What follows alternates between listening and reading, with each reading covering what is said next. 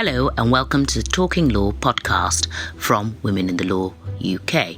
I'm Sally Penny. I'm a barrister based in Manchester with practice in Manchester and London. I'm also the founder and CEO of Women in the Law UK, an organisation which is really passionate about professional development, career progression, personal development and well-being in the law and business. This month on the podcast, you'll meet activist and businesswoman Gina Miller. Gina's cases over the last couple of years have led to her being considered a role model to many of us in the law and outside of the law, especially her passion for the importance of the rule of law. I started our conversation by asking her if she saw herself as a role model. No, and it's so many things that I don't wake up and think. I don't think I'm going to be an inspiration, a role model, brave, courageous, all these sorts of things. Yes. I just wake up and think, I'm going to do the best I can do today. That tends to be my thoughts.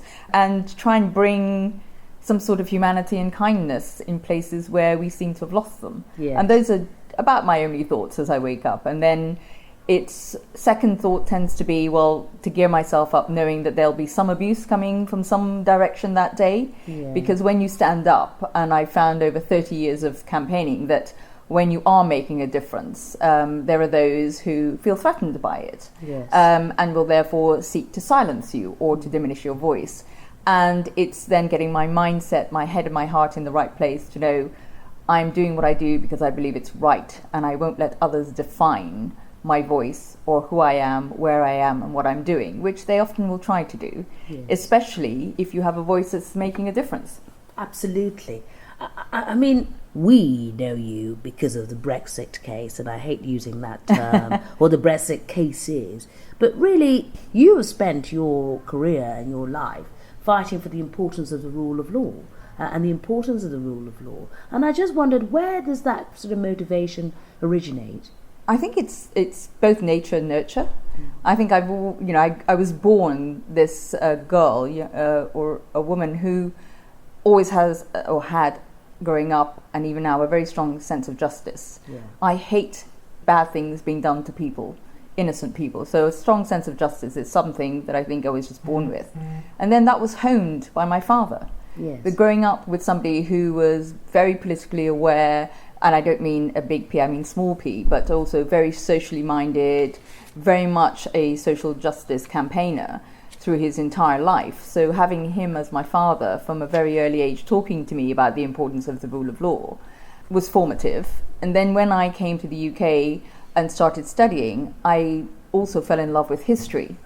And when you bring those things together, I think you can see history repeating itself quite often. Yes. And what I realized is that the law and judges, the rule of law and judges, there's almost a playbook that happens throughout history at times of populism, at times of the rise of autocracy, dictatorship, that one of the things used in the toolbox is to diminish the rule of law and the place of lawyers and judges. Yes. Because the rule of law, democracy, human rights are all interlinked and are fundamentally about protecting people. Yes. And so if you want to diminish rights, equality, actually, and also accountability, what those people who want to be in power do is they try to demolish those who practice the law or defend the law. Yes. And it's not something new. It's happened every 100 years or so.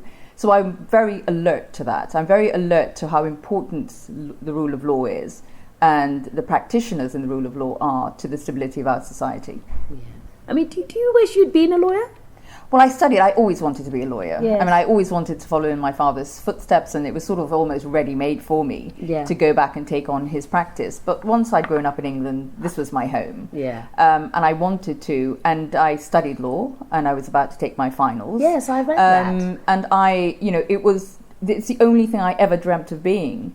I was going to be the first black barrister who was going to the courts. I was going to be the voyage around my father, the one who sent words into the courtroom as if they were soldiers into battle. That was going to be me. And the intellectual, if you like, game of debating and fighting for people's rights is something I always wanted to do. So for me, it was a huge tragedy. It was almost a mourning for me when I couldn't do my finals.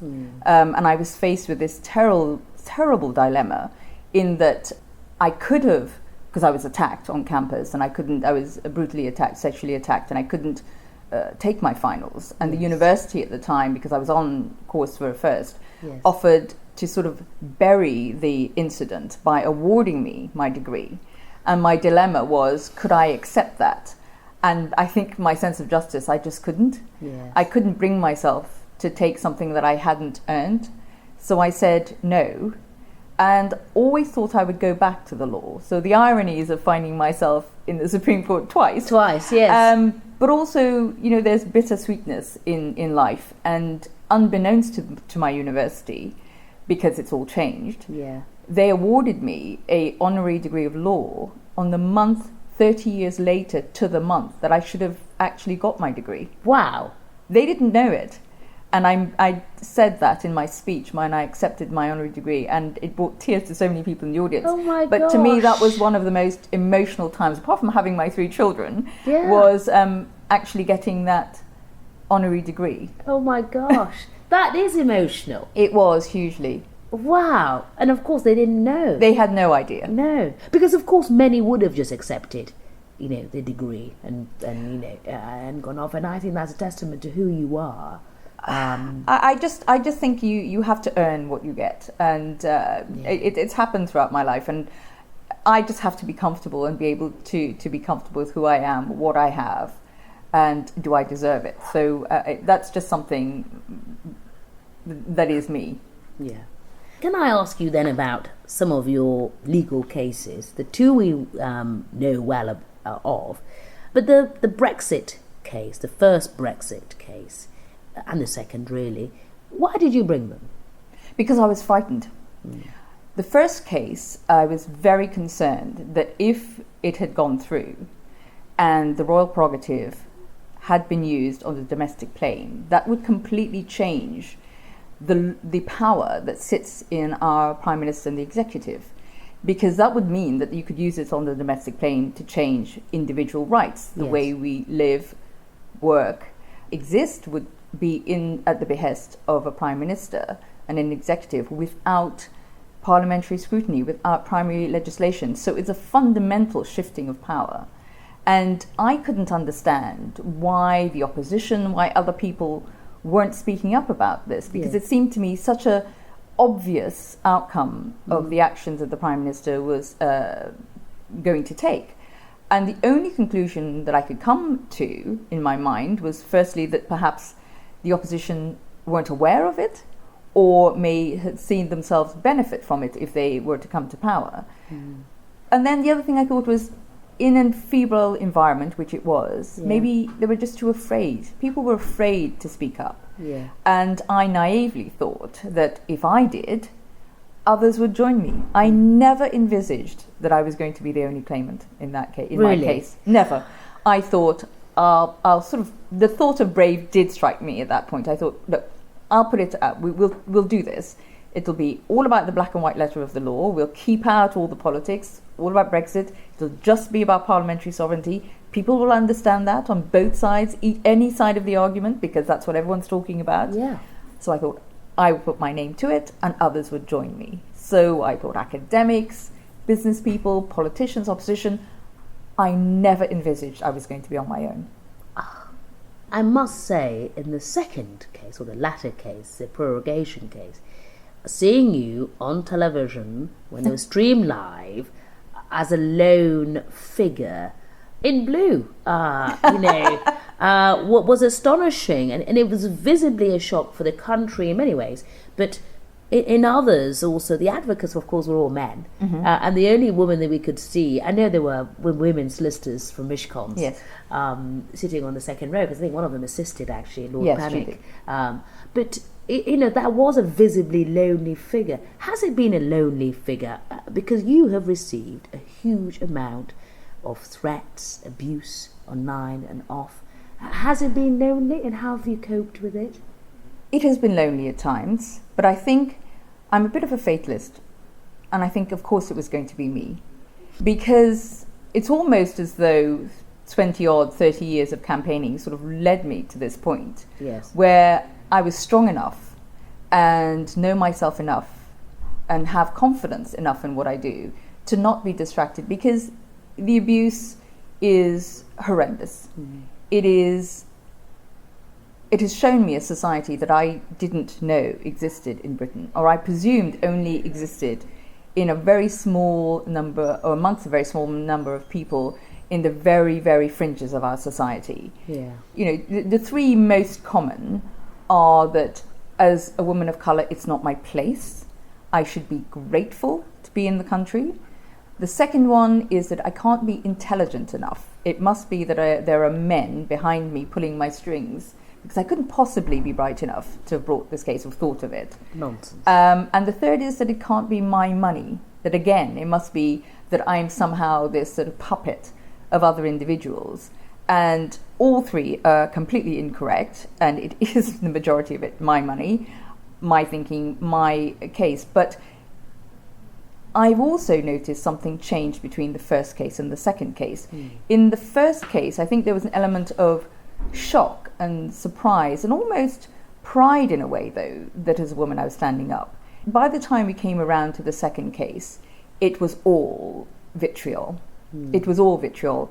And to walk out of the court, of the Supreme Court, and see people standing there shouting, "Cut my tongue out, I should be hanged," holding a noose outside, and the police doing nothing, was incredibly shocking. I mean, my team were so shocked by it. Yes. And they said, "We don't know how you put up with it." And I don't know how I put up with it, but it doesn't get to me. Yeah. Because I think it says more about them than it does about me. Absolutely. But also, I've always disliked bullies. And it's a form of bullying and silencing, but it's very targeted. And I interpreted that as saying, you must be frightened of something. Yes. Probably of your intellect and in your power. But it's still carrying on now, when the battle is won. And it's very intriguing to me, because since the general election, the abuse has dialed up even more. Really? And you have to think why, and I'm still pondering as to why, but it's organised. There are, on social media, not that I particularly look at social media, Yes. there are many, many more bots. You can tell from how often, how long they've been set up, how many followers. It's presents being sent to my office, presents, I say in the loosest term, emails. It has gone to another level. And particular media have gone to a different level and are making up very elaborate stories. I mean, the day after the election, there was a story that I was in Brussels with 2 lawyers meeting with Barnier, which is complete and utter fabrication. But they've gone to great lengths to what I was carrying. And you have to wonder, why is this happening? Yes. And I find it intriguing, because it does say that they're afraid for some reason. And I don't know why. Yeah. Because there is nothing to be afraid of. No. From the point of view that it's now, the ball is in the Prime Minister and the government's court. Yes, the case is over. It is, the case is over. They are, the only thing which I think we all have to keep an eye on and be very vigilant about is their intentions to change the Constitution and rewrite the powers. And I Yes. think that is about each one of us staying vigilant Yes. and alert to that in the face of a diminished opposition at the moment. But apart from that, they've won. And I find it very worrying. Apart from the fact that it's about closing down voices, is it about closing down debate and voices? If there is an agenda which is one in which it is about diminishing rights, about rewriting what we have achieved in our society over the last 4 decades, Yes. then maybe they really don't want a light shone on their activities. And they know I'm quite capable of shining that light. And I will not be dissuaded from doing so if it's necessary. So it's interesting. Yes, it is. Especially surprises me that it's gone to this level when actually the case is over and we're effectively out of Europe. Legally, there's nothing to do. No, legally there's nothing to do. So it's a real surprised and disappointing to see that. Can I ask, in the case, one of the cases I want to ask, we saw Lord Panic. I suppose members of the general public would never, well, actually some may know Lord Panic from the years he was writing in the Times. Of course. That I read when I was a student, and then of course came Sir Bob. What did you learn, if anything, from the legal legend that is Lord Panic, from dealing with him and the way that he dealt with the case? One, on a personal level, is there are so many echoes of my father. Yes. Because I watched my father when I was young. You know, he had defended or acted for the Grenadier government against the US invasion. Right. We had a tragedy in Guyana called Jonestown Massacre, where again he represented the victims of the they were made to drink a Kool-Aid. If they didn't, they were shot in that disaster in the cult that was running up there. He defended Dominican Republic. He was an internationally renowned criminal barrister and political defender. So there were so many echoes in Lord Panic. But the thing that really struck me is the intellect to be able to translate very complex issues into everyday accessible language. Yes. Is a real skill. Yes. It's people don't quite understand. No, they don't. How much of an intellect it takes to be a translator, and that's what it's. People tend to think that being showing an eloquence is about, or an intellect is about making language as complex as possible. Yes. It's actually the reverse to my mind. Yeah. It's about making it accessible. Yes. And that's what he did with such flair. I mean, the fact that you had millions around the world, and there are people, I've had emails from around the world where people are saying we were fascinated by it. Not only that, we could understand. Yes. And isn't that a great power, to be able to make the law and complex issues understandable? Yes. Yes. And make people think that they are part of this, and it does affect them. I think that is a masterful skill. I mean, I have to say, I am an advocacy trainer for the Inns of Court and chief barristers, and that case became a lesson in advocacy, particularly Absolutely. when one compares it to the other advocates in that case. Even for those of us who have been at the bar for donkeys, actually, to see that. So it's interesting from your perspective that was so insightful. And I have to say, for my, being the only client and having to sign off, look at, read every single thing in my spare time, because of course in all of this I've still been running my business. You've still been running your business. Well, it could have been exhausting, the whole process, but everybody involved, all my legal team, were just astonishing in the way they allowed me to be not just part of the process and a client, but actually to be involved in the decisions that were being made. It wasn't a normal client relationship. No. And also the fact that we had to do things so quickly. Yes. Because, we had to, we were getting things from the government. Deadlines were unbelievable. We had literally 1 day to file the case when Mr. Prime Minister Johnson announced the prorogation. I had I had an inkling throughout the summer, because the other thing that people are not aware of is a preparation. So for the 3 summers, and I mean my children, I have to say, I've promised them on my husband, is that this summer 2020 we may actually have a summer off, a proper summer, because the last 3 summers I've spent preparing cases. The first was the Royal Prerogative case against Mrs. May. The second summer, I spent all of that summer with a different legal team questioning the DUP payment, the £1 billion that were going to the DUP. Oh, and we actually were about to go to court, and then the government sent us a letter on the 27th of August saying they agreed with us that it had to be primary legislation. And so the payment that was supposed to happen in the October didn't happen, and it wasn't until the following March in the Supplies and Estimate Bill, and the MPs rubber-stamped it again. So whilst that case didn't have to go to court, I was preparing to go to court on that payment. Oh my gosh, I hadn't even, yes. And then the third one, obviously, the prorogation case, where when the government sent us in sort of middle of August in the whole pre-action protocol, because we started writing, or the first letter we sent to Mr. Johnson was actually on the 11th of July, even before he became the Premier. Yes, that was before. So because we'd worked back and thought, well, we have to start the process. And so we wrote to him saying, if you are to become leader and you are talking about prorogation, because he was during the Premier or his leadership election, then we said, you do realise, and we started the process, that this wouldn't be legal in our view. And so when we got a letter back at sort of middle of August, which was a very long, very complex, very reassuring letter to me saying your client does not have to bring legal proceedings or approach the courts. We are not considering prorogation. I said to the team, this means they are. Really? They had just gone too far. There were too many platitudes. There's, that old saying, protesteth too much. Yes. There was just something about the letter, and I thought, no. So we carried on preparing. Oh, right. And I think it's because they thought that we wouldn't be ready. So I think they were as much surprised as everyone else that we were actually ready. And so when the announcements were made on 10 o'clock on the Tuesday morning, we filed at 4:30 in the afternoon. Did you? Yes. So it was, we were ready. Do you know, that is some preparation. We were ready. I did wonder how it was. The only thing we weren't ready about, and my team phoned me up, and my wonderful team at Mishcon phoned me up, said, Gina, we have to have a con before we do this, because the one thing we haven't been able to do is have any agreement on costs. Oh, yes.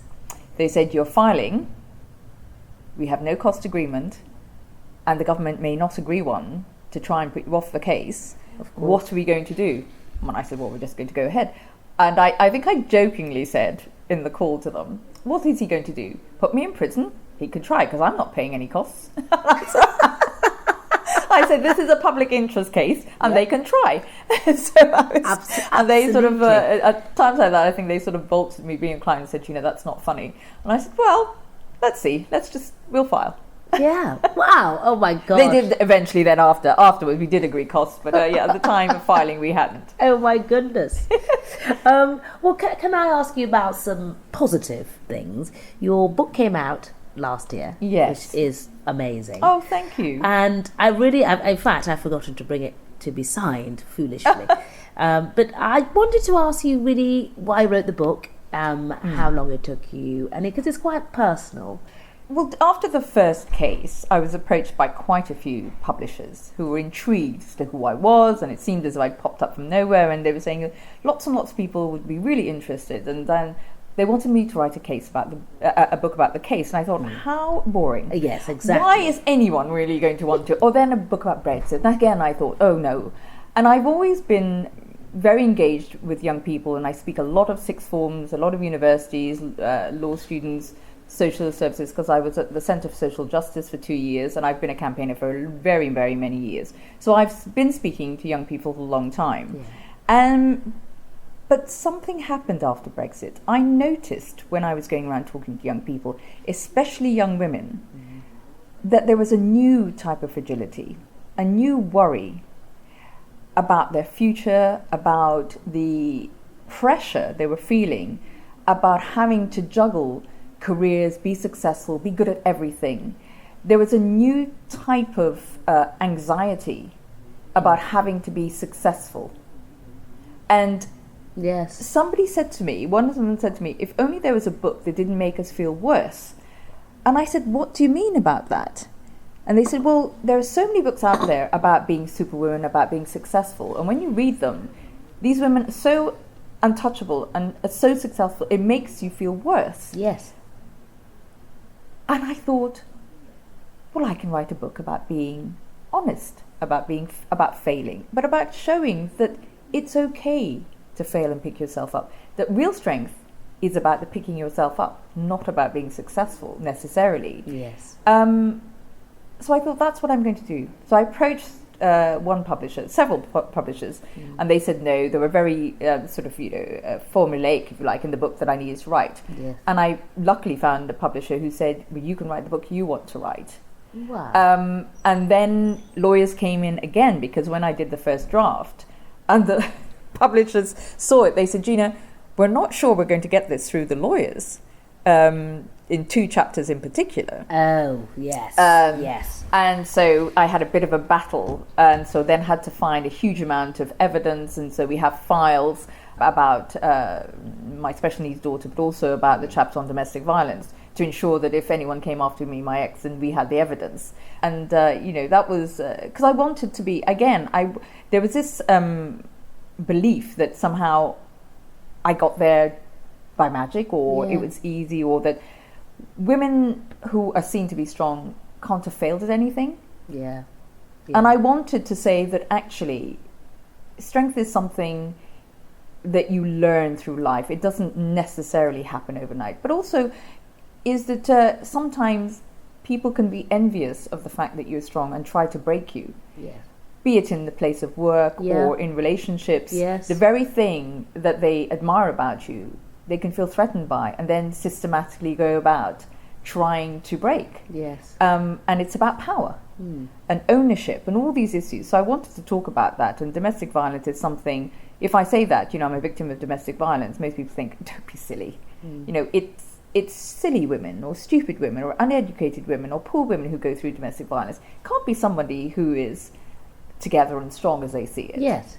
And actually, it can happen to anyone. Anyone. Male, female, anyone can be a victim of domestic violence, because as I said, it's about power and ownership. Yeah. It's not about you being weak or strong. No. And so I very much wanted to write a message to not just young women, but mainly to young people, male, female, to say it's okay to own your failures and then pick yourself up and carry on. Yeah. Can I ask you about your daughter? Earlier last year, you spoke at the Women in Law Summit organised by Maddox Conferences, and I was there because I was speaking after you, and we were all so moved by your speech.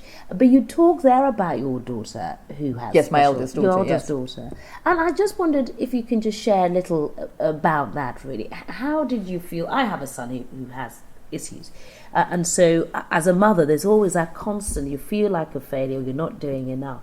How did you feel about that? You talked about that at the conference. I think that's the time in my life when I felt the most lonely. You asked earlier about feeling lonely and isolated in this case. Actually, when I had her, she'll be 32 years old this year. Wow. But she is a child in an adult's body, so her mental age is only sort of 5 or 6, because she was starved of oxygen at birth. But to be a young mother, because I consciously made the decision to have her young, because I was very ambitious, I always have been. So I didn't want to step off anything. Yeah. So I thought she'd grow with me. Yes.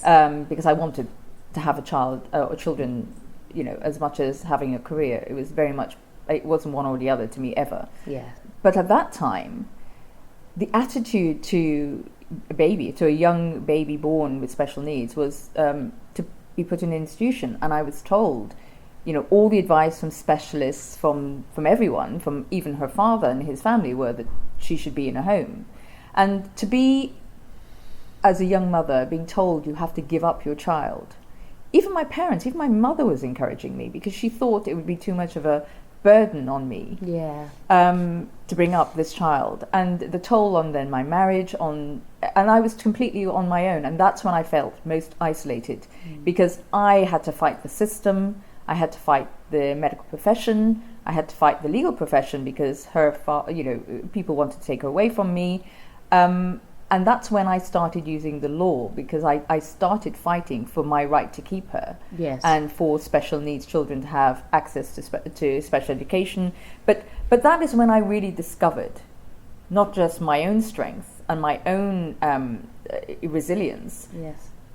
And what more resilience than being a mother and fighting for your child, for your baby. Absolutely. You will take every ounce of your strength to defend that child. And that's when I felt lonely, and I had to rely on myself.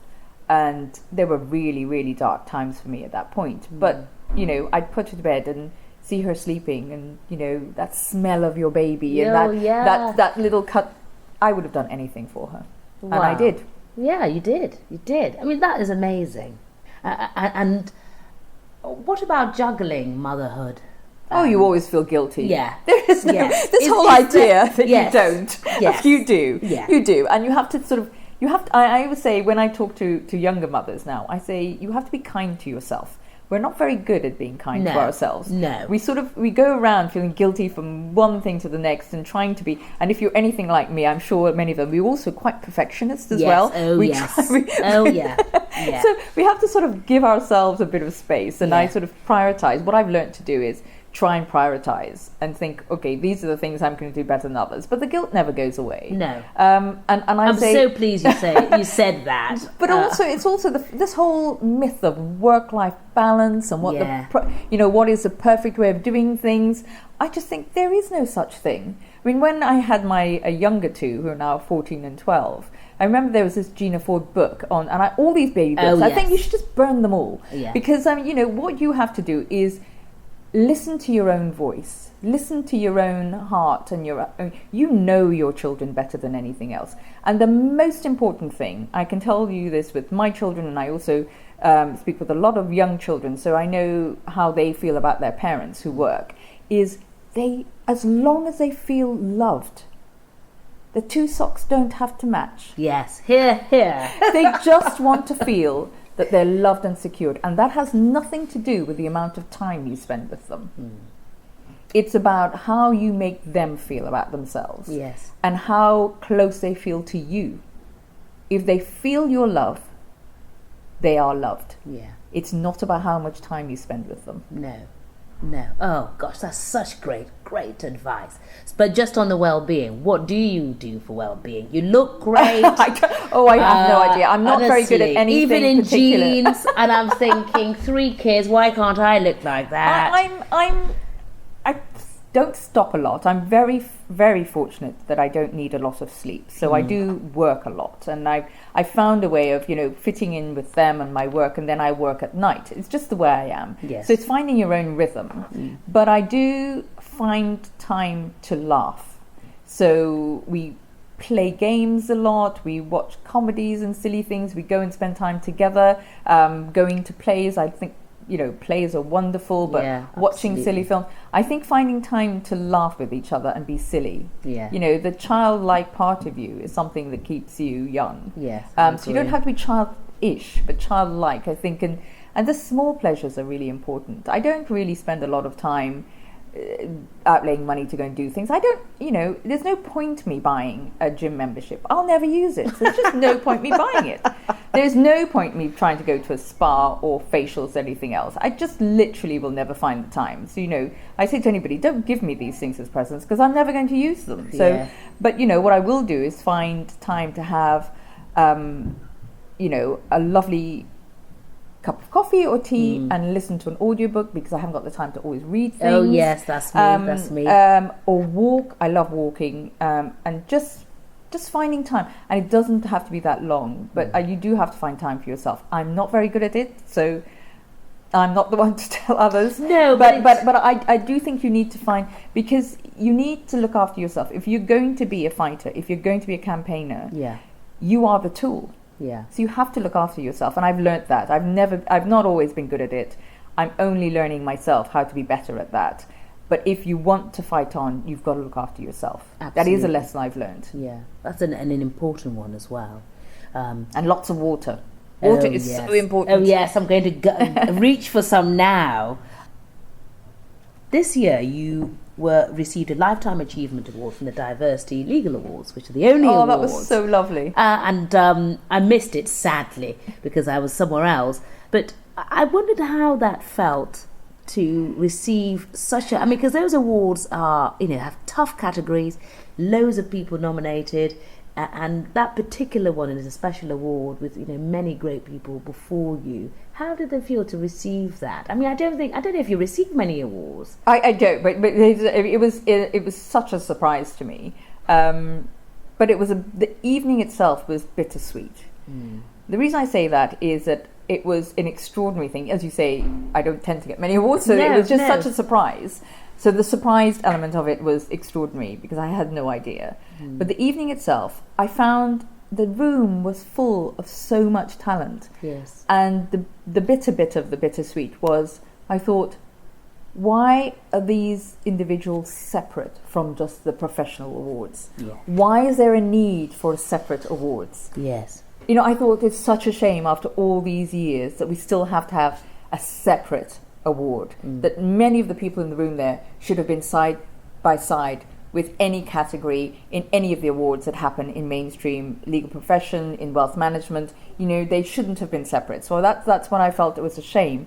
What I did find quite extraordinary and so positive was that every winner of every category, and I mean every category bar myself, when they read the accolades of those individuals, the philanthropic, charitable element was in every single person's CV. Absolutely. Everybody who won an award that evening was giving back to their community, had started an initiative, was thinking about how do you bridge the law and communities and society. I have been at other mainstream awards for both, as I said, wealth management, the city, the law, and I have never heard that in CVs before. And I thought, this should be shouted from the rooftops. Absolutely. This is how people should be. They give back to the societies and the communities that afford them their success. And I want to applaud every single person in that room for being there, and everybody who won that award that evening. It was an example of how the profession should be operating. Absolutely. And do you think that we have a profession, as a profession, we have a problem with diversity? It's improving. The entrance levels, brilliant in gender, not so in race, but even gender, but in the senior positions, we don't see the same replicated. No. And so those things are an example of perhaps how we can attract and retain those people who enter the law, irrespective of their gender and their race, and from different social backgrounds. Do you think that's a good way, perhaps, for us as a profession? When you watch the Prorogation case, and my parents phoned me to say, "Oh, there's a black usher," and I say, "Yes." I know, it's extraordinary, isn't it? Yes, and that is extraordinary to two professional people not in law and the nation. Watching. But it's not just the law, it's in my world too, in the city, is that it's not there has been so much emphasis on entry level that is not where the problem is. No. There is a problem in middle management. It's a middle level. We have there's a lot of diversity at entry level, both across ethnic minorities, sexual orientation, whatever the diversity is. Yes. But something's happening that's not right. The dial is not moving at middle and senior management. And you have to ask, is that about progression? Is there still discrimination about progression? Is it that it's just too challenging to actually balance the demands on you? Yes. If you're a mother, if you're from an ethnic minority, if you have a cultural balance, because people see the law as being maybe, and also finance as being, more of a Caucasian cultural aggressive environment. Therefore, do I want to be part of that? It's where people lie and make money, basically. So there is a cultural element of that as well. But I think there isn't enough mentoring as well. But we have to address, but all professions, I think, whatever the profession, I think we have to address, why is diversity meeting a sort of a blockage point at middle management? And it is across all professions. The dial is stopping there, and we have to start thinking about it, because it's not about talent. No. I am told so often we don't have the right number of people to progress. The talent isn't there. We need to mentor more talent. I'm sorry, get out there. The talent is everywhere. Yes. But you are not there for some reason. Unconscious biases are playing in at that middle management level. Yes, which would probably explain it. I want to just ask you a question that we ask all our guests. Well, I ask all our guests. I don't know why I keep saying we. It's only me. Do you have a favourite fictional lawyer? And then I'll ask about your favourite book. So I'll give you an example. Some people say, well, the Duchess of Sussex, before she was the Duchess of Sussex, in a programme called... I don't watch much television. I don't either. Oh, right, okay. Well, this is going to be no good. So I did actually watch one series. It's a friend of mine who, because she knows how intrigued I am about the law. I think I'm the only legal, if you like, geek who's not a lawyer, is what I tell my friends. They all joke about it, but there was this program called Silks a while ago. Yes. And, Martha Costello did the Silk. Yes, Maxine Peake. Now, what I loved about her, because I watched a few episodes, not all of it, was she was real. Yes. I'll send you the box set. No, but she had foibles, and she drank a bit too much, and she stayed up and worked too late, and she couldn't find the right clothes when she was pregnant, and she was sort of real. There was something real about her, and I rather liked that about her. Yes, well, interestingly, she is Baroness Helena Kennedy, who's a QC at Doughty Street. She's hers as well. Oh, is she? Yes. And the funny thing about that character, I know the actress Maxine Peake because she's based in Manchester, where I practice, and she was the artistic director at the Royal Exchange Theatre, where I'm on the board. Is that it felt real. It felt like actually the programme vaguely represented a bit of a normality. Yes, no, I thought that was great. But the other person I've been told, so those who try to sort of negate what I do, have written to me, I'm Gina Miller, it's just as scheming as that woman, that lawyer who had... There was a series, and I don't know, you may know it, with... it was a president, and the advisor apparently was a lawyer, was a woman. I've only seen a photograph of her. She's very beautiful, so I was like very flattered. But she was a scheming sort of advisor in an American series called it wasn't The West Wing. It's something. I was going to say it was a West Wing. No, it wasn't West Wing. It was she was a scheming ex-lawyer advisor to the president. Anyway, it's people say, "Oh, she's just like her." Oh, no, it's quite funny. It was quite funny when people think about these things. But the other thing I find very interesting, is I got asked this the other day. So you asked about the awards. Yes. So I've had a number of people who've criticised me and said, "Why has Gina Miller been given this award? She's not even black." What? Oh yes, it's quite interesting. Is that I don't deserve the award because I'm not black. It's a very interesting thing. Gina Miller should have won Asian Lawyer of the Year, not Black Lawyer of the Year, whatever it was, all these sorts of things. So there's now a nuanced discrimination coming in, which I find extraordinary. That you're not black enough. I'm not black enough, and I shouldn't call myself a woman of colour, because I'm not, I'm brown, and you just think, it's extraordinary. It's nonsense. It is absolute nonsense. It's nonsense. But it is interesting that they're trying... Divisions are being placed in places where they don't exist to try and divide and conquer, and I can feel that. But it's interesting how it's being used with this sort of, you bring down a peg all the time. Well, ridiculous. It is ridiculous. You deserve the Lifetime Award, irrespective. It was and there have been people, I think, who won that award for their work, irrespective of their race. I don't think it's about that at all. But it's. Well, you look black to me, so, I don't know what all these.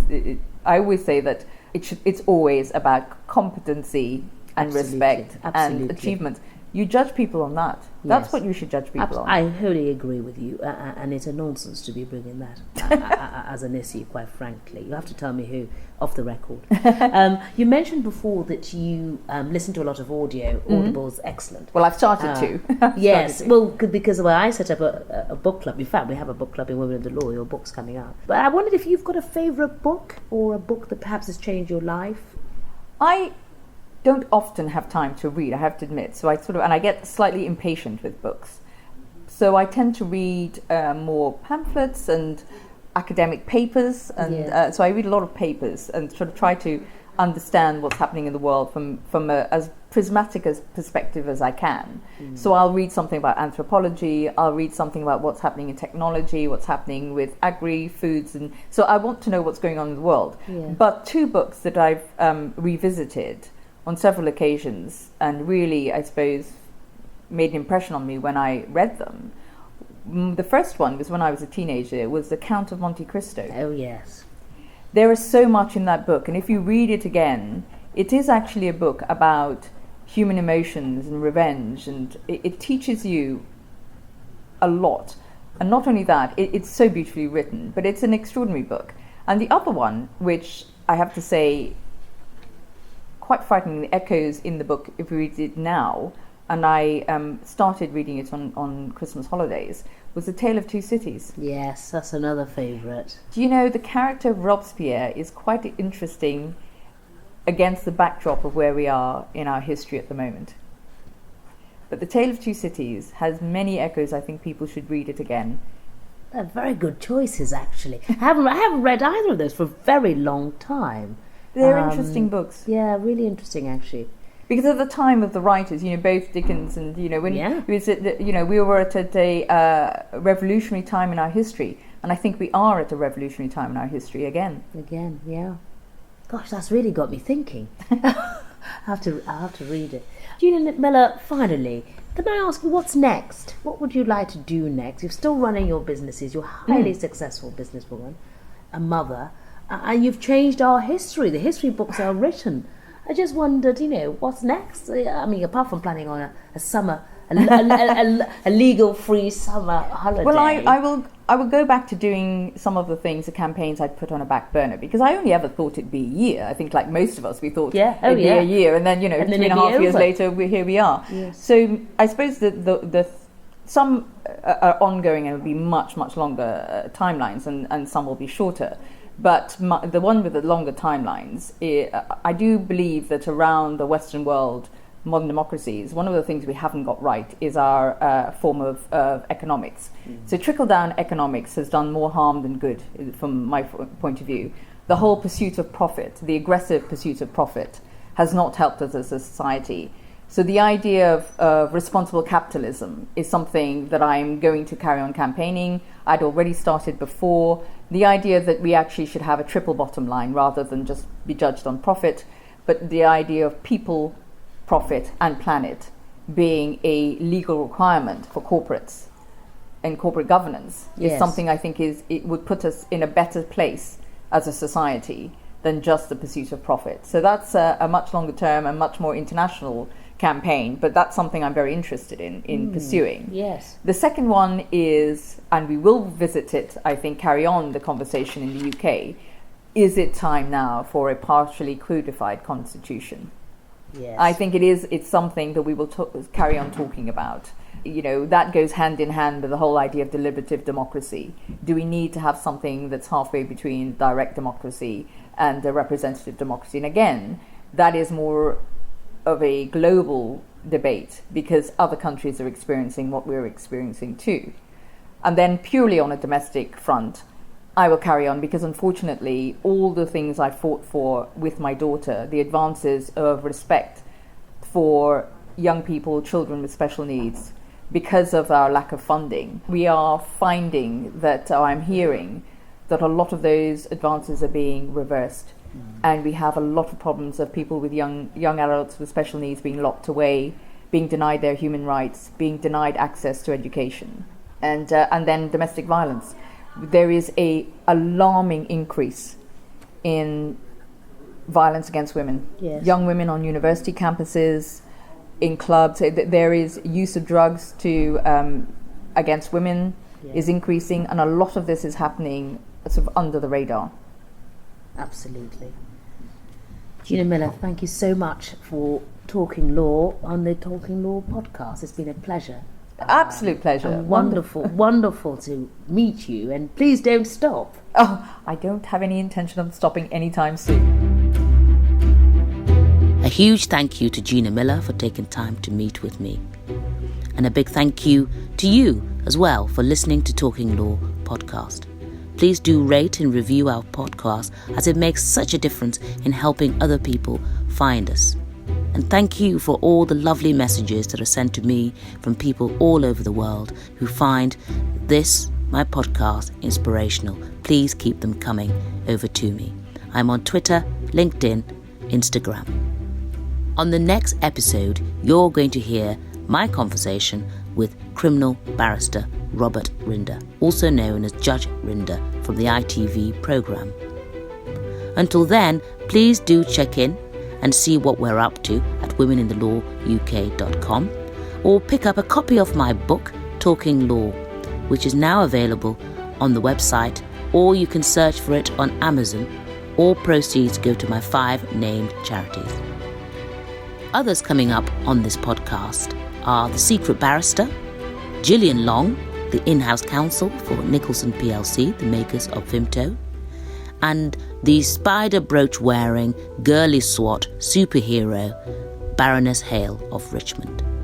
I'm Sally Penny. Thank you again for listening to Talking Law.